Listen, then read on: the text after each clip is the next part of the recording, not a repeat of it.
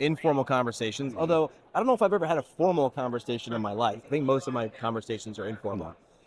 And even though we sort of went a little bit deeper into what prediction health is, it's also been a few months, and I know the speed of technology and healthcare is going faster. But let's not run before we walk. Okay. What's your background, and then we'll get to prediction health. So, like, who are you, and what's your superhero backstory? Superhero. That might be overstating it, unless it's like my nerd superhero backstory. We like nerd superheroes. Yeah, okay. The world is changed by nerds. I'll take it, right? MD, PhD. Met my co-founder, Robbie, who's running around here, and he's a delight, back at Vanderbilt, 2009. And we just were really excited about computers in medicine to help patients. And that was kind of like the vague idea at the time. And as we sort of like got to learn how to take care of patients and everything, we saw that there's a lot of tech and tools that aren't really designed with that clinical understanding.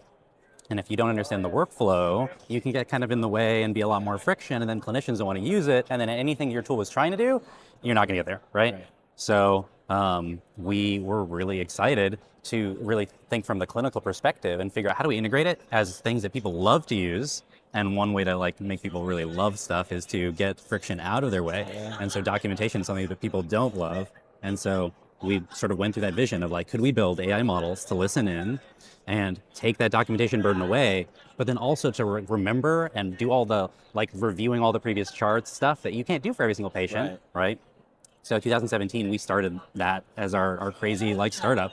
So almost 8 years now. I'm doing the math. You saw me count on my fingers.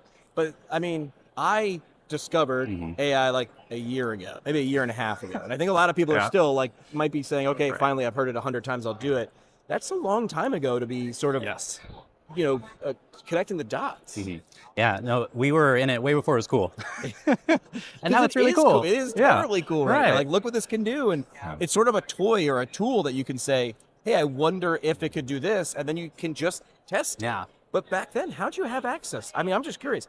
Where did you go? Who was touching AI 7, 8 years ago? It was like kind of in the early phase. It was really kind of rocketing up. But the tech, again, was really early, which is why it sort of took so many years. We went into that space, and we wanted to be able to generate a really high-quality note in seconds and put it right into your EMR, which finally, we've gotten there. But for a long time, the models were not sophisticated enough to do that problem really well.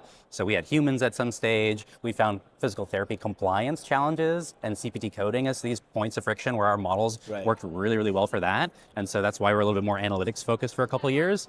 But then this last year or so, year and a half, really started seeing the technology taking off, did a lot more fine tuning, and got to build on that finally to come full circle to the idea of getting into the workflow to make things that people love to use, and then in the background having this more advanced model stuff running to help with practice optimization and coding and compliance, right? I sort of alluded to, it was sort of similar. There was a Hulk TV show back in the 70s, right? It painted Lou Ferrigno green, right?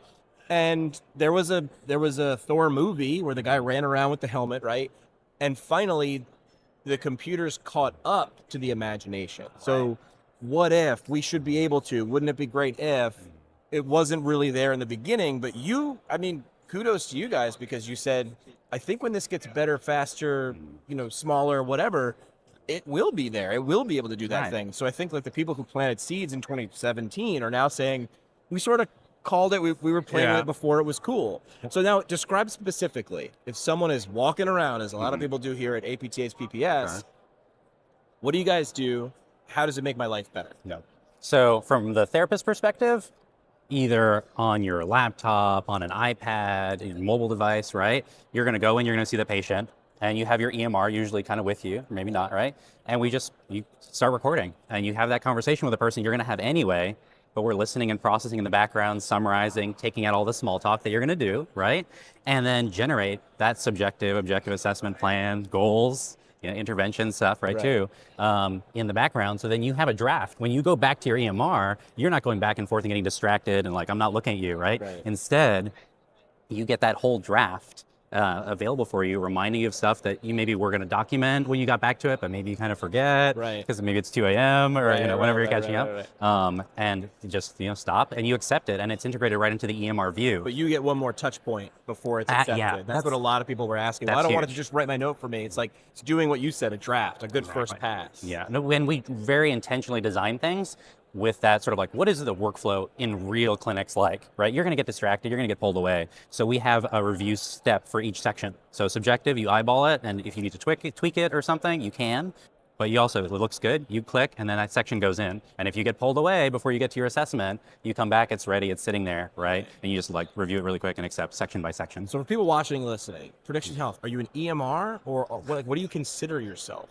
We're like we're a sidekick, right? Yeah. So it's Prediction Health Sidekick because it's like an adjunct. It's like a helpful buddy, right? There, but integrate into the tools that you're already using, right? You don't want to have two things open or use a new piece of technology or like add another piece of hardware that you're going to carry around. You're already doing so much stuff as a clinician that we just try to really streamline. So we try really hard to get to the point of like one button click, like one start, one stop in whatever you're already using, even if it's, you know, all these different devices that we've been adding support for, just really trying to meet people where they are. Objections, right? Because people at PPS, I'm not going to call people out CSM, but are pretty pragmatic. Like, because a lot of times the people that come to PPS are the people who are writing the checks. This looks really cute, right? But I got to pay for it. And then I got to make sure this makes its money back and then some, because this is my time, my effort, my staff I don't want them to be annoyed. What are one or two objections you're constantly hearing? And then what are your sort of, hey, we've thought of that responses to that? For sure. So folks will ask a lot about, well, what about the audio quality? Like, because you're in a gym and you're doing exercise, they got music. Here with this is a great example. And actually, right, as you are sort of showing, the audio quality is getting a lot better. You've got audio cleaning and normalization in there that helps a lot. And the models themselves have gotten bigger and smarter and better at not only having like that audio and processing it to like understand what's going on, but also to think about what are they saying in the audio. Filtering out the words that don't need, exactly, that right? aren't moving the needle. Or like things that sound similarly, you know, like there's all these like acronyms, HEP, right? Like, okay, you hear that and it's like, oh yeah, it's the letters HEP. Right. But like the models actually understand like that is the home exercise plan and it makes sense to do in this context. Right. So, or I mean, I don't know, if you had two different motions that a body part might do, like abduction and adduction, why not just make those words as close as possible in sound and spelling so we could easily get confused? All right, so how does the sound work? Good, you've got that solved. Another objection that you're constantly hearing, or a question that you're constantly getting from practice owners. So they'll be like, oh, well, like, am I gonna have to copy paste this? Or am I like, is this gonna really make sense for me? Or how much friction? Another step. Yeah, like another step. And so again, like we're really thinking about how we make this a one-click thing, how we integrate it into the EMR you're already using so that it's just right there, right? You open it up, you go in, and of course there's WebPT and Prompt and all these different companies, Insight Go, right? Just build it right in so that it's not another thing you have to do. You just go into the EMR and it's sitting there ready to help you, but not making you distracted by having to go into another tech. So that one's a really big one too. So it is one more thing you have to do, but that is hit record. Yeah, you hit record, but it's sitting in that EMR view. So like you're looking at the EMR and it's right in the bottom right corner and it just says like record, stop, and then it'll show up either right underneath the boxes, because different EMRs are different, or right up there on the side. So you can scan it, and if you like it, it's one click to accept the section. When I was practicing in a clinic, if you had said, if you come over to my house and mow my lawn once a week, I'll write all your notes, I would have done it twice a week. So hitting record doesn't feel like the largest lift to have to take. What's maybe one final objection or question that you guys get from practice owners? We get a lot of questions around like, are my therapists going to like use it? Is it going to be confusing? Some folks are less technology oriented and there's usually a lot of concern like, oh, you know, they don't like computers. But because we've really, really simplified it and integrated into the system they're already using, you have like this one little barrier of like, when you start talking to the patient, hit this button. And then once they see that result, you know, and the fact that then they just accept the stuff that they like, we see a lot of our like most happy, excited users are those folks who are not techie at all, but now because they hit that one button at the beginning, they don't have to do all of that clicking and typing for everything else. Who I was just talking to one of your marketing people. What's her name? Julie. Julie. Now, I'm not telling Julie what to do, but in radio, I knew when the microphone was on because it was an on-air light. So maybe like treatment in progress or treatment going on that you could integrate Wi-Fi, Bluetooth. So whenever you're sitting at my table, I'll make sure, I'm recording there because I know the light is on. How do patients, or how have you heard patients react to this? Because the first couple times you go through anything, I remember 7 or 8 years ago, I went to a new provider and she had another person in the room and she introduced her as her scribe, right? Sidekick. Yeah, for sure. And she had to do this kind of spiel, like she's here to sort of like, you know, do all the things so I can do this. So how are patients sort of reacting to this new application of technology?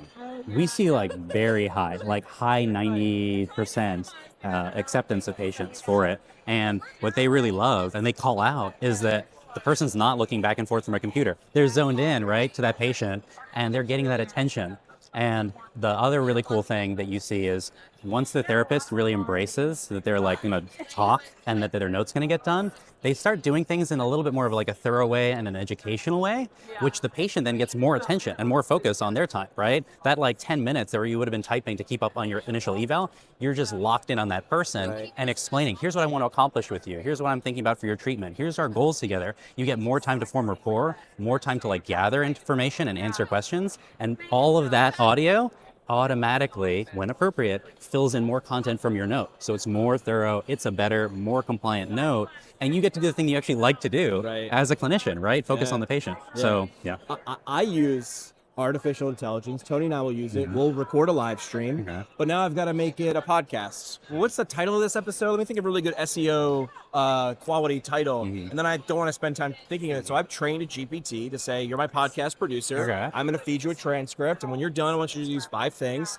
I've recorded solo videos where I've said in the recording, I've talked to Al. Yes. Right? Where I've said, hey, make sure we include this in the SEO, and it's embedded in the conversation. So you can start to, I would start to treat it like a scribe, like an assistant, and say, hey, make sure we give Mr. Johnson the TheraBand on the way out because he said he didn't have it. And that would pop up somewhere. Yes. Yeah, really like diving into that, like, again, the idea of Sidekick, right? Like you're doing the physical exam and you're going to call out your range of motions, but then also you just mentioned like, hey, like this means that, you're not having as much flexion on this side compared to this side. And here's what we're going to do about it. Well, okay, again, education for the patient, but the system's listening in, and now that's going to get incorporated into your assessment, right? So I love that you mentioned too the ChatGPT thing, because we have a little feature called our Ask AI, which is like a ChatGPT that is HIPAA compliant, that can also see the EMR data that you can, again, do certain things. Like if you have a letter to update to the physician, right, that referred to you, you can get that letter quickly drafted for that patient. Pass letter of medical necessity, blah, blah, blah. Just like the podcast, right, that you have as a challenge to do too. And sitting there, again, where you're not going into potentially a non-HIPAA compliant technology to put stuff, but again, just trying to be really helpful and useful to make a lot of that documentation craziness go down so you can focus on patients. Yeah, and that was going to be we had just done an interview with an EMR company, and that was the thing. Compliant, user-friendly. If you can tackle those 2 things, do you make my life better? And do you make sure that I didn't skip something or I'm vulnerable to something? You now have my attention. So you sort of paid attention to the future 7 years ago, right? 2017, which seems like a million years ago. Yeah. And you saw this. And you don't have to give away secrets, right? But you can if you want to. But what's something that maybe we're not even thinking about? Like people who are just geeking out on playing with AI and getting it to write, love notes and the theme of Dr. Seuss to our girlfriends. What's something we're not even thinking about that's coming? No. So folks kind of joke sometimes that AI is getting so clever, we're not going to have anything to do. And I completely disagree with that. Really? Okay. Yeah. I think that as you're getting more technology, more advanced, that there's an infinite number of things you want to do, right? There's going to be more and more to do and fewer excuses on why you can't do it, right? We do stuff today that like 2-3 years ago would have been such a pain and we would have had to spend a bunch of time learning how to do stuff. And now we just ask the AI and we get the crash course on how to do it, right? So going forward, I think that this is really just the beginning. Like you finally got high enough that it's something people can use in their day-to-day. But for everything that we've seen for building technology, the second you get it to that threshold where you're delivering value and people are using it day to day, you can just iterate and improve it so fast now that you're going to have, useful warnings, when you're with the patient. You're going to have the systems processing piles and piles of data and then giving you customized recommendations that are not, and I have to emphasize this because it's really important, but they're not superseding your judgment as a clinician. They're just providing stuff that, they're sidekicking, right? They're like, hey, did you know you might want this? You might want to look at this. Like, hey, reminder, in this packet of materials over here, they talked about getting an MRI and an X-ray that showed these things that happens to be relevant to some decisions you're making right now. And so really empowering clinicians to make the best decision by like bringing this massive data processing powers of AI and computers to just give you the useful stuff that like otherwise you're not going to look at 30 minutes of like catching up on all this stuff, right? And so really excited about that improvement of care quality with the continued advancement of these models. Much like your logo, right? Connecting those dots. Exactly. That without this tool would have taken too long. Yeah, exactly. So it's like a little neural networky thing, but also like a graph showing like pulling together a bunch of stuff, which is kind of abstract and silly. But we kind of just picked it those years ago and have stuck with it since. I like it. Well done. Last thing we do is a parting shot. Unless you got anything, is there anything you missed or anything you want to ask? Did you guys talk about the analytics? Analytics, right? So the devil's in the details. It's all in the data. That can get overwhelming, right? Again, if I'm with a patient, I'm not looking at KPIs, but it does that too? Yeah, so in that sort of like phase of us transitioning into like PT, it was because we were pulled in there by compliance, CPT coding, and we're data nerds, and EMRs, they focus on a lot of different things. Sometimes they don't focus on the analytics part, right? And they don't have AI models that can read all of your notes to find like, oh, well, very concretely, here's things that you could do to reduce your compliance risk, to get more functional activities, which are associated with better outcomes too, right? So we have a whole dashboard that runs periodically, refreshes your data with all of the notes that all of your therapists across all your clinics have been doing, right? Where the AI is reading every single word right in those notes and then showing you like, hey, you don't have to go review 100 charts to find like 20 charts that are like a little questionable to then go talk to people. We're just going to show you that like 20% where they could use a little bit of help, and you take all of your effort now and focus on actually just improving education, maybe giving them Sidekick to help them out with some things, because it does help. And that's the whole sort of thing we have in the background. That's the foundation for Sidekick. We built it on this, tens of millions of cases and all this compliance and CPT coding work, because we didn't want to just generate a note. We want to generate a really good, thorough, compliant note that's coded appropriately with an appropriate mix of functional activities and make it a very comprehensive offering. I heard two things. Okay. I don't remember where I heard it from, so I'm really good with quotes and information. Okay. But the idea was PTs or healthcare professionals will complain. We don't get compensated enough, right? So we don't get paid enough, and we are required to do too much documentation. And then I heard they reviewed 1 million cases or whatever it was, and they said you're actually doing more and not asking for the thing. You're not actually billing for the thing you did, and the requirement for documentation is here, and you're actually doing here. So you're doing too much and not asking for to be paid for the value you delivered. Is that close? Was that right? That was potentially one of our presentations last year. That might have been it. A slide that I did on the sweet spot. And you can see that like as you add more and more words, you get to a point where like you're it's not going to make it a more compliant note. You're just writing a story, and so it's about 5,000 characters. So like every single key, right? If you get to 5,000, above that, you really don't see that much additional improvement. But you had some people doing 20,000 characters, right? You have people like writing mini novels, almost, where they're not getting an additional benefit. They're just spending a lot of time. So we also have an over documentation metric in the interface to show that. Person, and I know this, or I'm guessing this from their emotion, they're like, well, if I write more, I'll be more safe. Right. And I've heard from experts in billing, they're saying, actually, the more you write, the more you actually might give a reason to be flagged. So I don't have to document this much. I'm over documenting by 75%. And in what I did, I probably could get reimbursed more, but I didn't actually bill for it because I wanted to make sure I didn't get audited. That's all I heard as a student. Make sure everything's defensible. Yeah. So there's that feedback we have in the analytics platform to show people like, hey, like very literally, your HPIs are 80% of the time way over documented, to give them an objective feedback, right? And your audit score is already at 92. So you're already doing really great. Like, don't worry about it. You can spend less time there. But then additionally, you can do that education with people using the analytics tools, but the really nice thing is if it automatically just does the right thing. So when Sidekick's just listening in, you can do an hour-long in-depth visit, but it's sort of picking out the appropriate amount of content and just kind of are automatically deciding that for you. So it's just like two different ways to do it. And one way, just being more aware of how much is really necessary and having an objective measure that always is the same, with how it's evaluating your notes over time. So as you sort of like maybe cut back a little bit on the note, you still feel confident that it's a defensible note. But then again, also Sidekick's sort of like that next step for us, where the robot just takes even more of that workload off of you, where it's going to write not a tome, it's going to write an appropriately sized, compliant note. Do less and feel better about knowing that what you're doing is right. Exactly. Last thing we do on the show is called the parting shot. So Okay. what's a mic drop moment, soapbox statement, anything that you want to leave as we wrap up? I think it's just so rewarding to get feedback from therapists. They're taking care of patients, and we've had a couple people that are like kind of in tears, just saying like, this makes me appreciate like being here, taking care of patients so much again, because there's all this stuff coming in and distracting me from the thing that I really love.